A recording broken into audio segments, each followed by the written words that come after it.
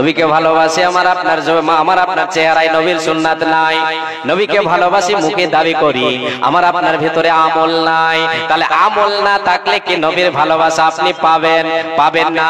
আপনি কি নবীকে ভালোবাসলেন না? শুধু দাওয়া করা হলো, শুধু আপনার দাবি করা হলো, কাজে আসবে না, কাজে আসবে না, কাজে আসবে না।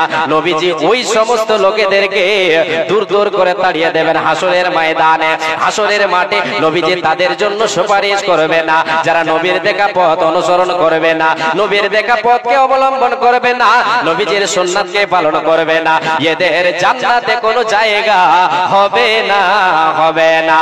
এই আল্লাহর গোলাম বিশ্ব নবী দয়ার কান্ডারি হাসরের ময়দানে যেই দিন মানুষ পাগলের মতো হয়ে যাবে, মানুষের দিমাগ কাজ করবে না, পাগলের মতো হয়ে যাবে। সূর্যটা মানুষের মাথার উপরে চলে আসবে, সূর্যটা মানুষের মাথার উপরে চলে আসবে, সূর্যের তাপে মানুষ পাগল হয়ে যাবে, শরীরের ঘাম বয়ে বয়ে বয়ে বয়ে। যার যেমন গুনাহ হবে, যেমন পাপ হবে, সে পাপের দরুন সে তার ঘামে হাবুডুবু খাবে। আল্লাহর নবী সাল্লাল্লাহু আলাইহি ওয়াসাল্লাম সেই বিভীষিকাময় দৃশ্যর দিন তিনি যেন সাজদায় লুটিয়ে পড়বেন। সমস্ত নবীরা নাফসি নাফসি নাফসি নাফসি করবে, পৃথিবীর সমস্ত মানব নাফসি নাফসি করবে, একমাত্র নবী যে আমার বলবেন আল্লাহুম্মা উম্মতি উম্মতি। মাবুদ রে, আমার উম্মতের অবস্থা আজকে কি হবে, আমার উম্মতের অবস্থা আজকে কি হবে, এই নিয়ে নবীজি আমার চিন্তায় চিন্তিত থাকবেন। মাকামে মাহমুদে সাজদায় পড়ে, আর তিনি সাজদায় পড়ে কান্নায় মানে ক্রন্দন করবেন, কান্নায় রত থাকবেন, চোখের জল বয়ে যাবে। আমার আল্লাহ বলবেন নবী তুমি কাঁদো কেন? ইরফা রাসাকা, তুমি তোমার মাথাটা ওঠাও, তোমার মাথাটা ওঠাও, তুমি যা চাইবে রে তোমাকে দেওয়া হবে, দেওয়া হবে। তুমি চাও চাও সালতুতা, তুমি যা চাইবে চাও তোমাকে দেওয়া হবে।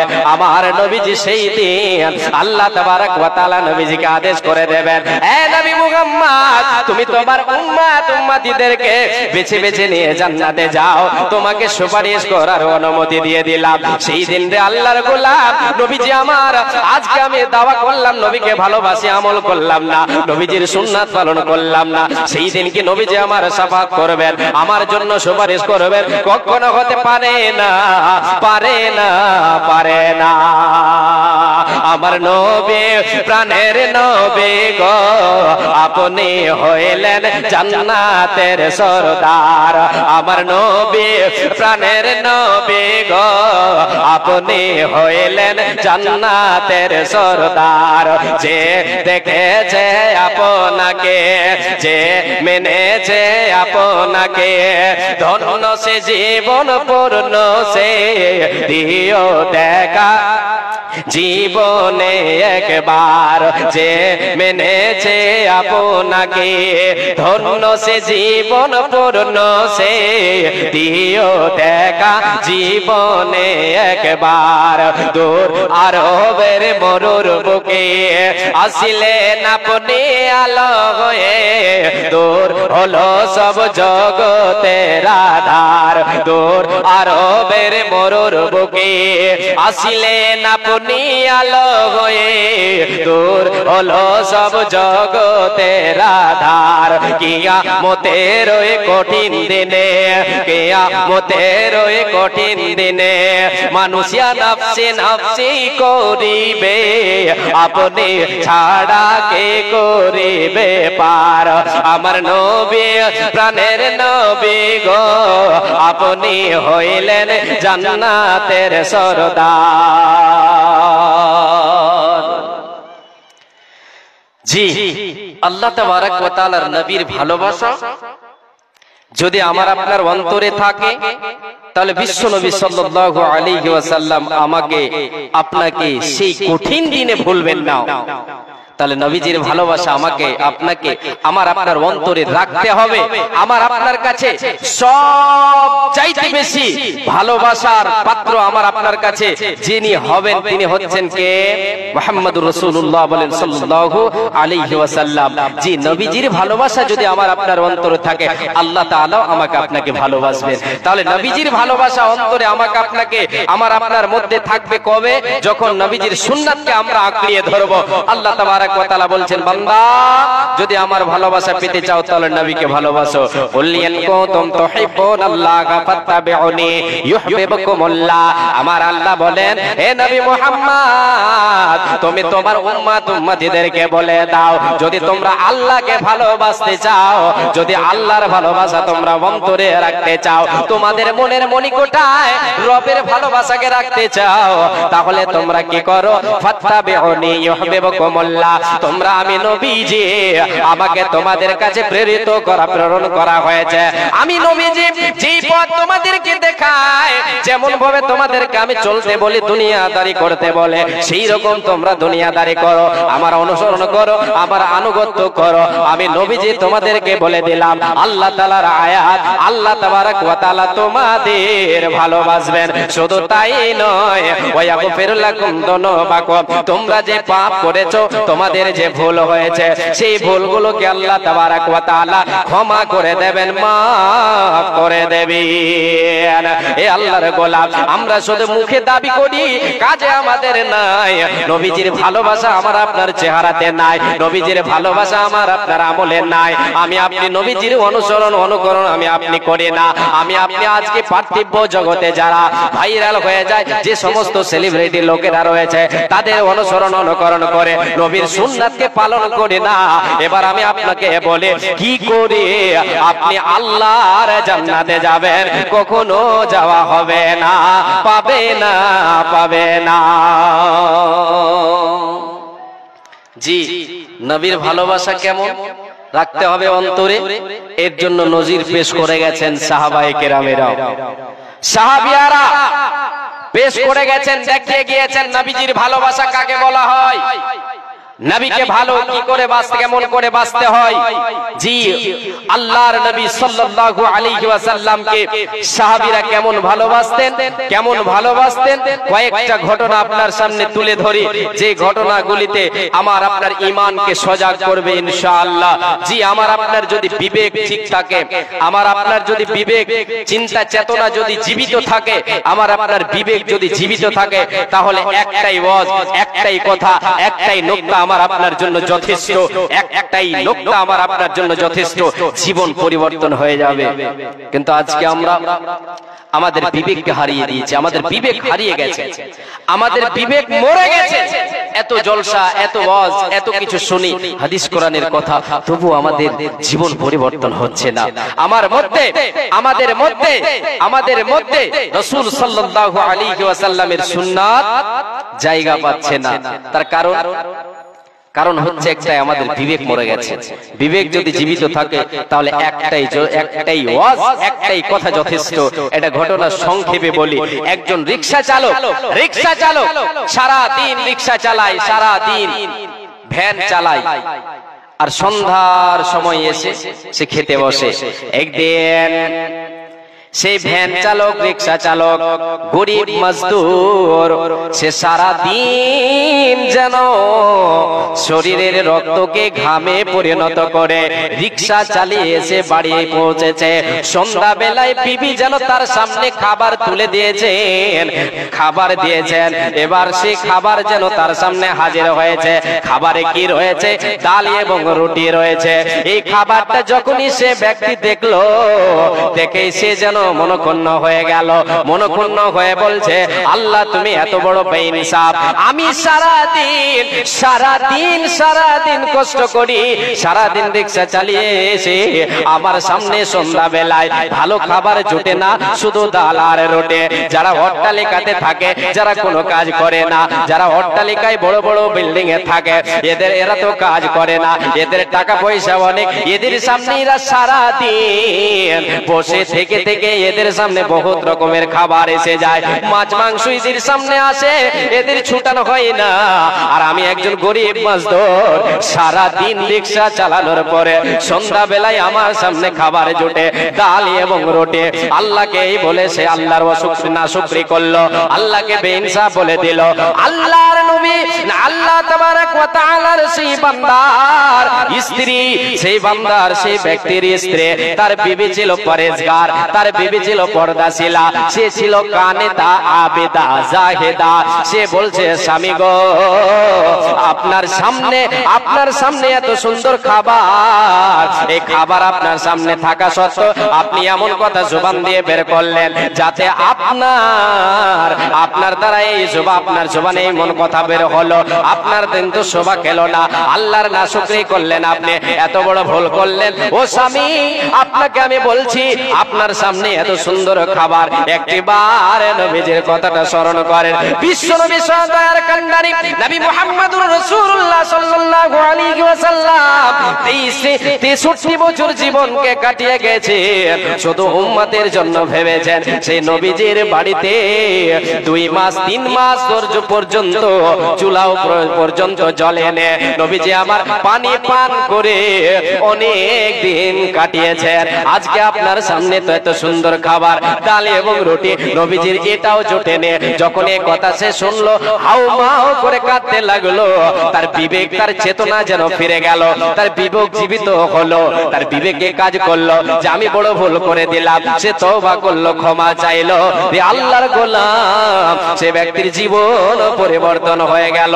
একটা শুধু ইসলামী ইতিহাস তার সামনে বিবি তুলে ধরলেন যে নবী আমার আপনার জন্য কাঁদেন, যে নবী আমার আপনার জন্য কেঁদেছেন, সেই নবী পানি পান করে জীবন অতিবাহিত করেছেন। এ কথা শুনে আল্লাহর বান্দার চেতনা ফিরে এলো। এ আল্লাহর গোলাম, এবার আমি আপনাদেরকে যে কথাটা দিতে চাচ্ছি সেটা হলো কি, যদি আমার আপনার বিবেক চেতনা, যদি আমার আপনার বিবেক জীবিত থাকে, তাহলে ইসলামী ইতিহাসগুলো যদি আপনি পড়ে, রাসূলের সাহাবীদের যদি ঘটনাগুলি আপনি দেখে, তাহলে সেগুলি পড়লে আমার আপনার জীবন পরিবর্তন হবে, ইনশাআল্লাহ হবে, ইনশাআল্লাহ হবে।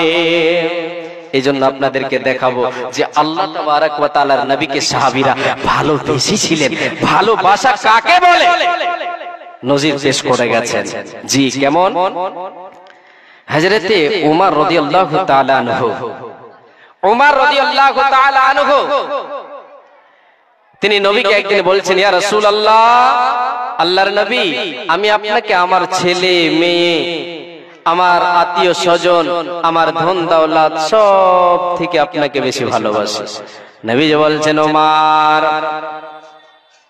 উমর বলছেন, নবী গো, আমি সব কিছু থেকে আপনাকে বেশি ভালোবাসি, শুধুমাত্র আমার জান ব্যতীত, আমার জান, আমার জীবনটা ছাড়া যা কিছু আছে সব থেকে আপনাকে বেশি ভালোবাসি।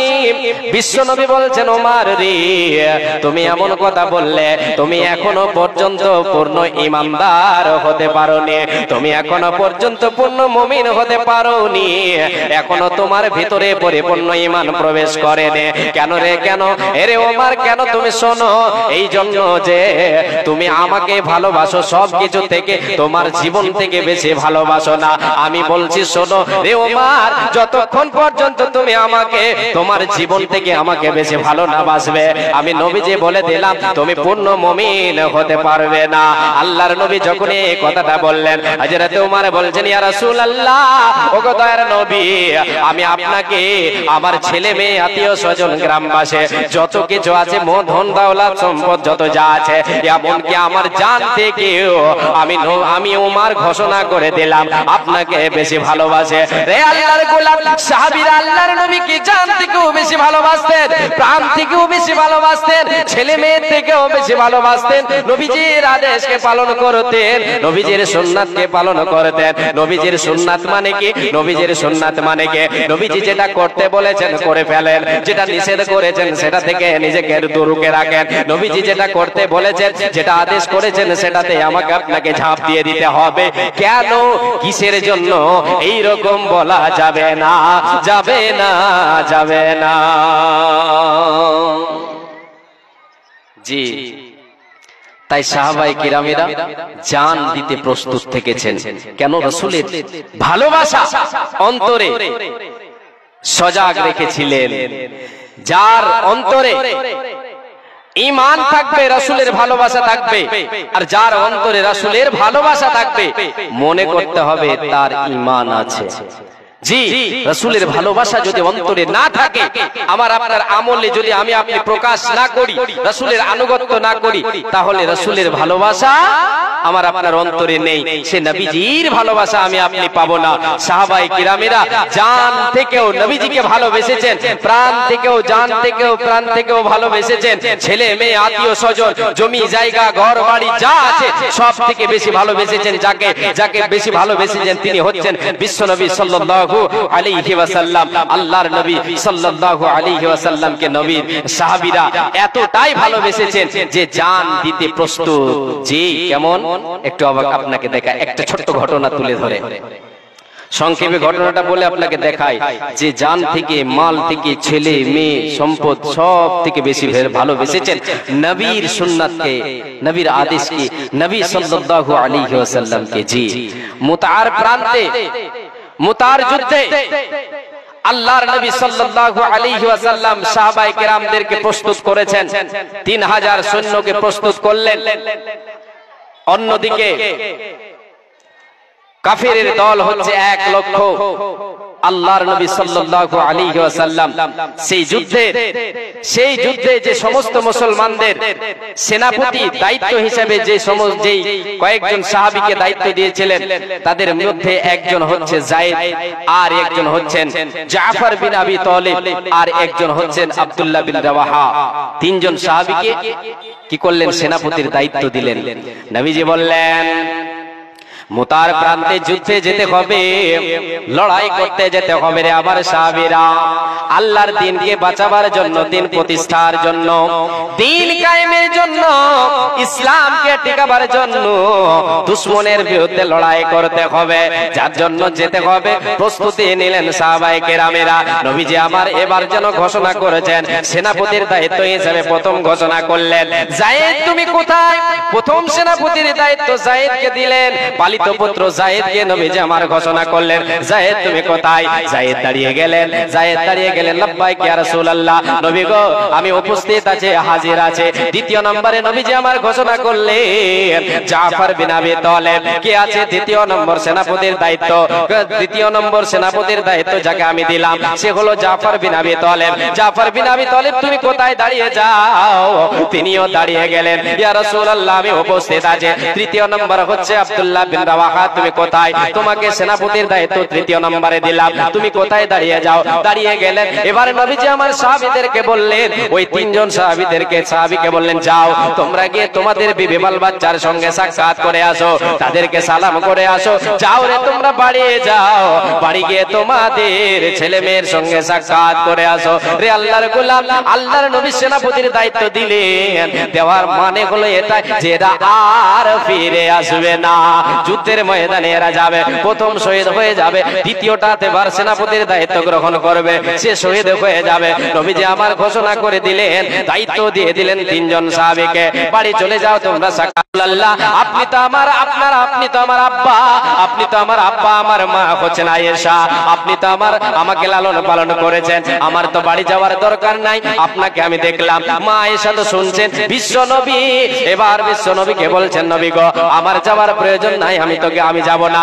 জাফর বিন আবি তালিব বাড়ি চলে গেলেন। বাড়িতে গিয়ে বলছেন, বিবি রে আমি তোমার সঙ্গে সাক্ষাৎ করতে আসলাম। বিশ্ব নবী দয়ার কান্ডারি, মুতার প্রান্তে যুদ্ধে যেতে হবে, সেনাপতির দায়িত্ব দিয়েছে, আমাকে সেনাপতির দায়িত্ব দিয়েছেন। এবার বিবি বলছেন, আমি আল্লাহর কাছে দোয়া করি গো স্বামী, আল্লাহ যেন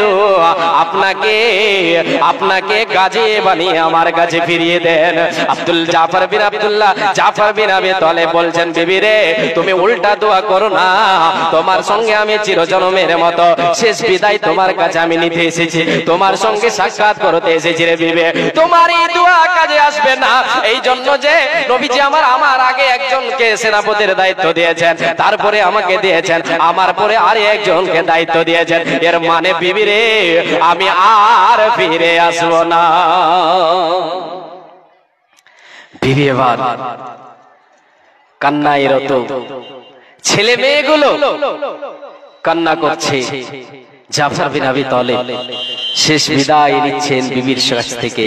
বিবিকে বলছেন, বিবি তোমাকে আমি শেষ যেটা ওসিয়ত করছি সেটা শোনো। শেষ ওসিয়ত আমার কাছ থেকে তোমাকে দিলাম। এ বিবি, আমি যে জিহাদের মধ্যে যে জায়গায় যাচ্ছি, যেই পথে জীবন দিতে যাচ্ছি রে, আমার ছেলে মেয়েগুলোকে তুমি সেই পথের জন্য প্রস্তুত করবে, সেই জন্য তো সেই পথের জন্য প্রস্তুত করবে যে নবীর জন্য, যে আল্লাহর জন্য, যে দিন কায়েমের জন্য আমি জিহাদে যাচ্ছি, জীবন দিতে যাচ্ছে, আমি সেই জন্য সেই জায়গার জন্য তোমাকে প্রস্তুত করতে বলছে। তুমি আমার ছেলে মেয়েগুলোকে দিনের জন্য তাদেরকে তৈরি করবে, তাদেরকে সেই দিনে সেই দিকে তাদেরকে ধাবিত করবে। এই বলে জাফর বিন আবি তালিব তিনি উল্টা পিঠ দিয়ে এবার চলতে শুরু করলেন যুদ্ধের ময়দানের দিকে। বিবি এবার যেন পিছন থেকে যেন চলছে, ছুটছে, ছেলে মেয়েগুলো যেন আব্বু আব্বু বলে যাচ্ছে, কিন্তু জাফর বিন আবি তালিব তিনি একবারও পিছনের দিকে তাকিয়ে দেখলেন না। কেন কেন কেন? নবীজিকে ভালোবাসেন, ছেলে মেয়ের থেকেও বেশি, বিবির থেকেও বেশি ভালোবাসেন, আল্লাহর নবীকে ভালোবাসেন। রে আল্লাহর গোলাম জান দিতে প্রস্তুত হয়েছেন। কেন প্রস্তুত হয়েছে? নবীজির কথাকে অনুসরণ, নবীর কথার অমান্য কখনো করেন, নবীর কথাকে মান্য দিয়েছেন, নবীর সুন্নাতকে পালন করেছেন, নবীর আনুগত্য করেছেন, দিন কায়েমের জন্য বিশ্বনবী সাল্লাল্লাহু আলাইহি ওয়াসাল্লামের কথাকে প্রাধান্য দিয়েছেন। ছেলে মেয়ে সন্তান সন্ততি ঘর বাড়ির থেকে বেশি ভালোবেসেছেন। তোমরা ভুলে গেছো বীর শহীদের নাম, আমরা ভুলে গেছি বীর শহীদের নাম। তারা আজ জান্নাতের ফুল বাগিতে অতিথি ব্রাহ্মমান, রাগে লিল্লাহ করেছে তারা জীবন কুরবান। তোমরা ভুলে গেছো, আমরা ভুলে গেছি বীর শহীদের নাম। তারা আজ জান্নাতের ফুল বাগিতে অতিথি ব্রাহ্মমান, রাগে লিল্লাহ করেছে তারা জীবন কুরবান, রাগে লিল্লাহ করেছে তারা জীবন কুরবান। বদর উহুদ খন্দকে যারা বিলিয়ে দিল প্রাণ, রক্ত দিয়ে মিটিয়ে দিল কুফর ও শয়তান। বদর উহুদ খন্দকে যারা বিলিয়ে দিয়ে প্রাণ, রক্ত দিয়ে মিটিয়ে দিল কুফর ও শয়তান। পবিত্র করল জমিন, পবিত্র করল জমিন, বাড়ল মুমিন, প্রতিষ্ঠা পেল আল কোরআন। রাগে লিল্লাহ করেছে তারা জীবন কুরবান, হায়রে রাগে লিল্লাহ করেছেন তারা জীবন কুরবান। আজ তাদের ওই উত্তর সরি ওগো মুসলমান, তুমি দাওয়াত জিহাদ থেকে বিমুখ, তুমি পঙ্গু মৃগমান। দেখো না শুধু নদীর ডাক দিয়ে কয়, দেখো না শুধু নদীর ডাক দিয়ে কয়, দাওয়াত জিহাদ তোমার আল্লাহর ফরমান। রাগে লিল্লাহ করেছে তারা জীবন কুরবান, হায়রে রাগে লিল্লাহ করেছে তারা জীবন কুরবান। লিল্লাহি তাকবীর। শুরু কতক্ষণ অবধি টাইম? কত অবধি টাইম ওটা বলো? 8:30 থেকে 9:30।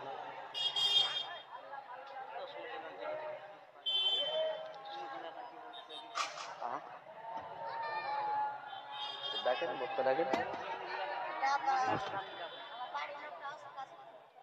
মাশাআল্লাহ। জি, আল্লাহর নবীর ভালোবাসা আমার আপনার অন্তরে রাখতে হবে। যে সময় শেষের দিকে, এই জন্য আমি আর বাড়ালাম না।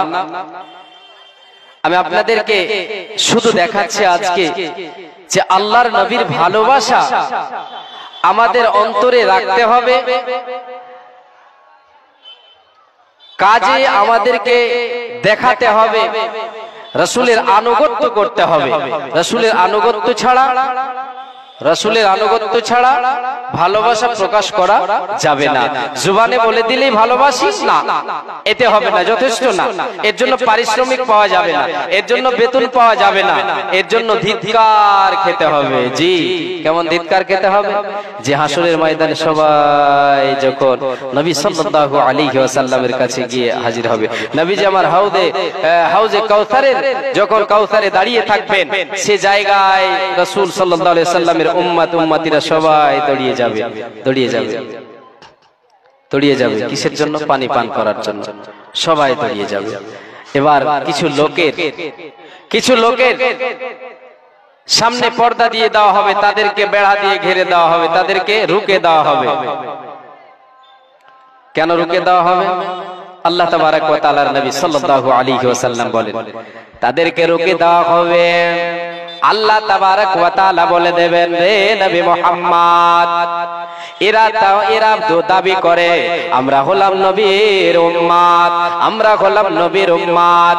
বিশ্ব নবী সাল্লাল্লাহু আলাইহি ওয়াসাল্লামকে আল্লাহ বলবেন, নবী মুহাম্মদ, এরা তোমার উম্মত নয়, এরা শুধু দাবি করেছিল, এদের ভিতরে কর্ম ছিল না, এদের ভিতরে তোমার সুন্নাত ছিল না, এদের ভিতরে তোমার আনুগত্য এদের ভিতরে ছিল না।